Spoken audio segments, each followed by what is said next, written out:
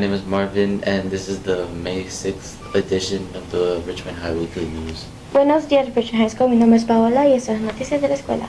COVID cases have recently risen last week at RHS. There were 2 positive COVID cases among staff and 6 positive cases among students. District-wide, there have been 18 staff cases and 70 student cases. Los casos de COVID han aumentado la semana pasada en RHS. Hubo 2 casos positivos de COVID entre personal y 6 casos positivos entre estudiantes. En todo el distrito ha habido 18 casos personales y 70 casos de estudiantes. In other news, there are a lot of students who are being put on the quarantine list. Being put on a list happens when somebody who was exposed did not get tested within 3 to 5 days of being in contact with somebody who tested positive for COVID-19. This last month, there have been many classes where almost half of the students are not able to come to school because they did not test within the required time period. En otras noticias, hay muchos estudiantes que están en la lista de cuarentena. Ser incluido en una lista sucede que cuando alguien no pudo hacerse el examen durante 3 o 5 días. Estar en contacto con alguien que dio positivo. Este último mes ha habido muchas clases en las que casi la mitad de los estudiantes no pueden venir a la escuela porque no tomaron la prueba de COVID dentro del periodo de tiempo requerido. Echemos lo que nuestro director José de León y algunos estudiantes tienen que decir. The other week, a lot of students from health academies got exposure letters and told them to test, but they missed their testing date. It was put on the quarantine list. Can you explain more about that? Yes, so the district changed from the way they do COVID on schools. So they're doing group testing now. So if one student, one adult in a classroom is COVID positive, then the whole classroom needs to test. And then they will test within 5 days. So the way that is communicated to students is through their email. And when the testers are here, we call out the whole classroom to come out and test. So the students need to do a couple of things. We have been asking students to sign up for testing online. It is a process where if you're not checking your email and you're not listening to the announcements on campus, you could miss your testing window. So the procedure is somebody gets identified with COVID, whatever classrooms they were in for that day, get notified by email that they need a test on a certain day. The COVID testers are sent to campus within those 5 days, and then the classroom gets called out to come and test. So a lot of the onus is on the students to fill out the form because the form has a lot of personal information because they're asking for the health insurance, they're asking to upload pictures of the health card, we have been announcing a lot of that stuff throughout the school year to get registered, to get your stuff uploaded, etc. And I don't know what better way to communicate, right? Because we want everyone to test because if they don't test, they do have to go in quarantine for 5 days. Some of the students who missed testing have gone out to Walgreens and taken a test at Walgreens and brought back the results. It has to be a test that is qualified by an agency. Walgreens test is qualified that way. There's free testing at Davis Park every day. They can go test there and bring back the result. So there's different ways they can do it if they miss their testing date. Since we're talking about communications, is there any other way that a student can find out if they got a COVID exposure without checking their email? There's not, because it's private information, right? I know because I'm the principal. So I have access to everyone's list, but I can't. If you were to come to my office and say, I got an email about COVID, who was it? I can't tell you because it's private information. So that's why the emails are the best way to communicate. Some students think that they should be tested the same day that they get the COVID exposure. How can you can prevent that from happening, and also tell students that you have to test within those, when the 5 days are up? So the messaging and all the information from the district on their website, and when they do alcohols, and some of the alcohols I've made have said that if you are exposed to COVID, you have to test it within 5 days. You do not have signs of COVID usually between 3 to 5 days after being exposed. So testing immediately after somebody tells you you've been exposed. Recently, Richmond High has implemented and enforced their ID checks at the front entrance for the past few weeks. The reasoning behind this is given by Principal de Leon. Recientemente, Richmond High ha implementado el hecho de cumplir con sus controles de carnets en la entrada principal durante las últimas semanas. El razonamiento detrás de esto es el director José de León. I'm Michael Hatcher. I'm the assistant principal here at Richmond High School. So my questions are going to be about ID checks. Okay. My first question and only question I have is, why are students being forced to use their ID now? I know that it was implemented before in the school year, but why now at the end of the school year is it more severely forced? So that's a good question. It was always district policy. Every kid in secondary should wear an ID all day, every day. It should be visible at all times so that at any time, every time, anybody can see that you go to that school. It's hard to enforce, right? 2 weeks ago, the district came back and said, no, from now on, it's mandatory, not play mandatory, real mandatory. Everybody has to do it. And so that's it. The district is riding this one out. We're going to wear our lanyards now. It's no longer kind of like an unfunded mandate. It's real. We have to wear the lanyards. And the reason we had the policy in the first place is to keep you guys safe. There's no other reason to have that. There's no other reason to have that. So when it comes to, how do I explain it?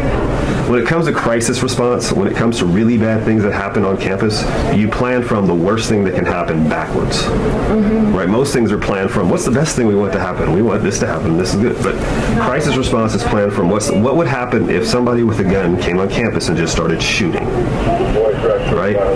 The lanyard is the thing that helps protect that. I'll give you an example. In Florida, the last active shooter they had a few years ago, we used to change the lanyard colors every year. I don't know if you guys noticed. And the reason we switched that, because in Florida, a kid wore the lanyard from the year before to get onto campus so he could become an active shooter. That was his plan.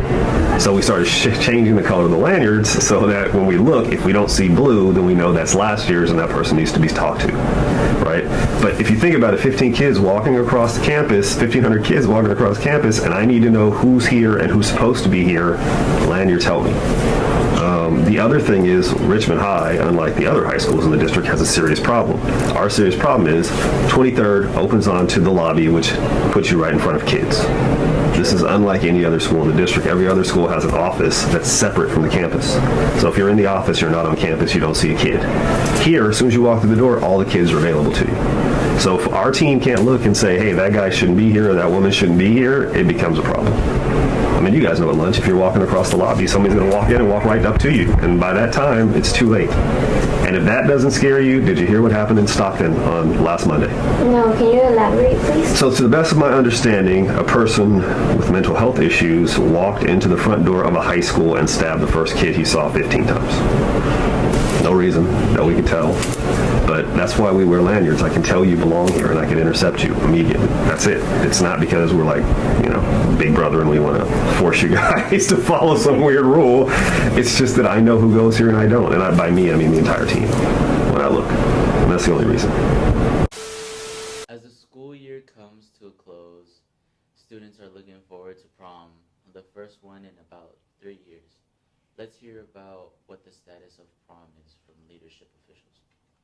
A medida del año escolar llega a su fin, los estudiantes están con ansias del baile de graduación, el primer de uno en 3 años.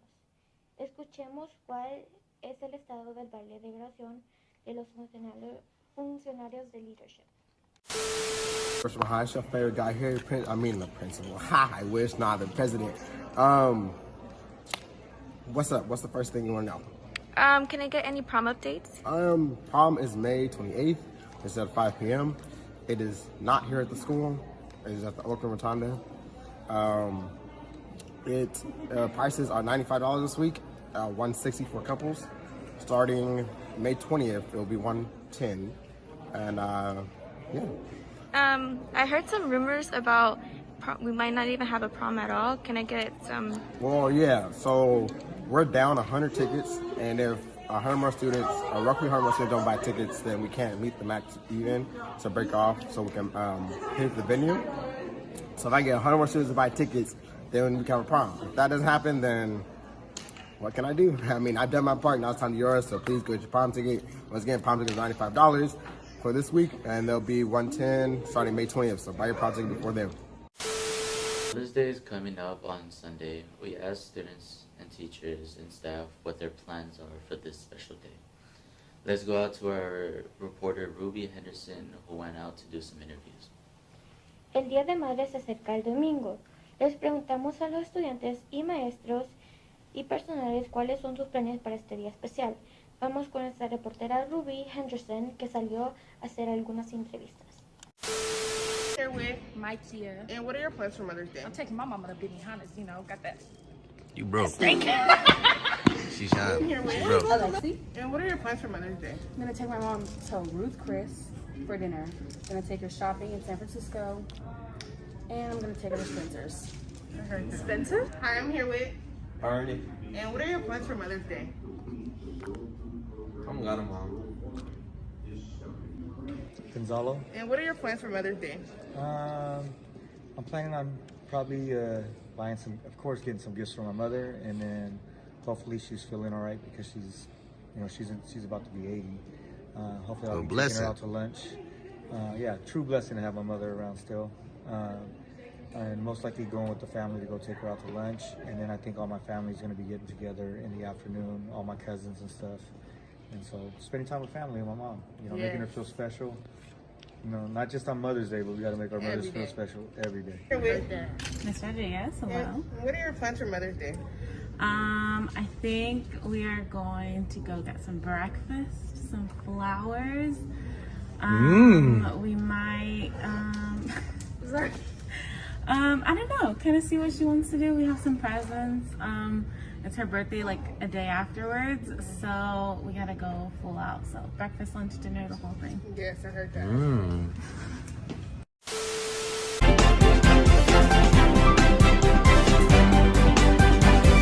Good morning, my name is Marvin, and here we are going to give you the Richmond High sports news. Buenos días, mi nombre es Paola y estas son noticias de deporte. The Richmond High softball team made it past the first round of playoffs, beating Vallejo High School on Wednesday 18-6 at home, snapping an 8-game losing streak. El equipo de softball superó la primera ronda de los playoffs, venciendo a la escuela secundaria Vallejo el miércoles a 18-6 en casa, rompiendo una racha de 8 derrotas consecutivas. Let's hear from what the players and coaches have to say about being a big win and advancing to the next round of T-Cup playoffs. The Oilers are set to play away today against rivals De Anza High School at 4 p.m. Escuchemos a los jugadores y entrenadores que tienen que decir sobre la gran victoria y el avance a la siguiente ronda de los playoffs TCAL. In other news, Oiler tennis players made it past T-Cup playoffs in doubles category and onto North Coast section playoffs. Dustin and Austin Chow, twin brothers, beat Pinole Valley High School, Vallejo High School, and Jesse Bethel to make it to sectionals. They are set to play in the North Coast section today in Brentwood at 8 a.m. En otras noticias, los jugadores... Oh my god. Me fue la salida. 1, 2. Ponte bien. Ok. 1, 2 y 3. En otras noticias, los jugadores de Oiler Tennis superaron los playoffs de TCAL en la categoría de dobles y llegaron a los playoffs de la sección de la Costa Norte. Dustin y Austin Chow, hermanos gemelos, vencieron a Pinole Valley High School, Vallejo High School, Jesse Beto para llegar a las seccionales. Están listos para jugar en la sección de la Costa Norte hoy a las 8 de la mañana en Brentwood. Oilers are set to play away against the rivals De Anza High School at 4 p.m. Los Oilers están listos para jugar fuera de casa hoy contra sus rivales de De Anza High School a las 4 p.m. Please show up to show your support for the Chow brothers and the Oilers. Presente para mostrar su apoyo a los hermanos Chow y a los Oilers. Richmond High.